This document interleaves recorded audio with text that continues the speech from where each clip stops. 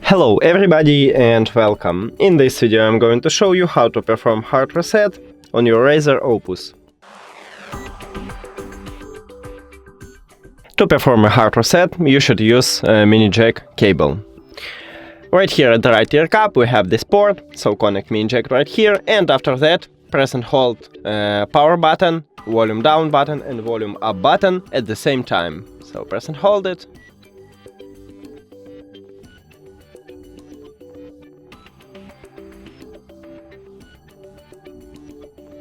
And now it turn on, so you can remove it from the port and just click on your earbuds at the device list.